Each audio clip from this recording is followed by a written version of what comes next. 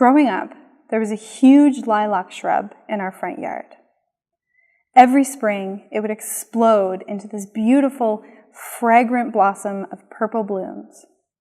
I remember one day as a child watching in horror as my mom took a pair of shears and started cutting off the branches. I ran outside asking her why she was killing off our favorite tree. She laughed and introduced me to the concept of pruning. She wasn't taking all the branches, just some. She was checking each carefully to see if it was strong and healthy or sick and undergrown. She explained that cutting off sick or dead branches meant that all the water, sunlight, and nutrients in the soil would be directed to the strongest, healthiest branches, helping them to flourish even more beautifully next year.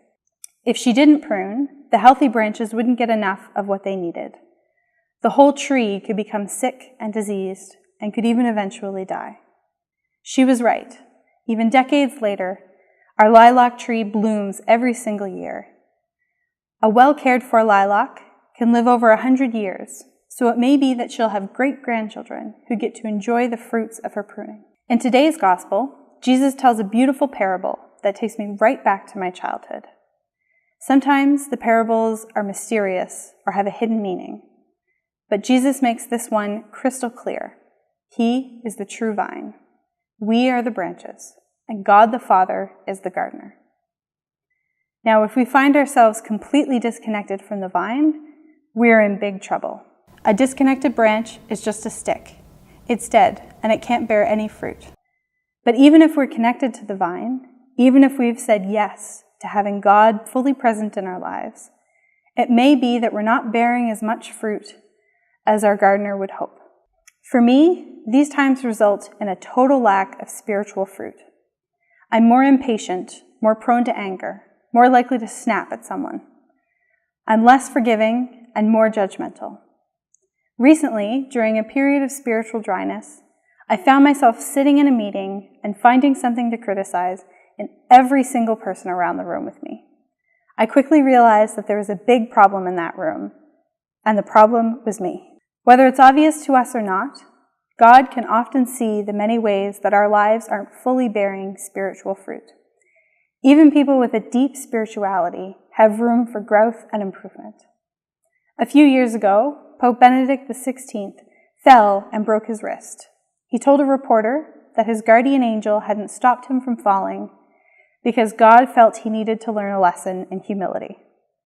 If the Pope Emeritus needs a lesson in humility, then I definitely do. And this raises a tough point, that pruning hurts. After all, when I saw my mom pruning the lilac bush, I thought she was trying to kill it. Even if we know that we're better off cutting something out of our lives, it can still be difficult to follow through on it. One example for me is that I've recently been feeling convicted to avoid gossip, and this has been hard. There's a fleeting sense of excitement, but no long-term, healthy, holy fruit. What do we mean by fruit? Well, thankfully, this is another area where the scripture is very clear. In Galatians, Paul identifies the fruits of the Spirit: love, joy, peace, patience, kindness, goodness, faithfulness, gentleness, and self-control.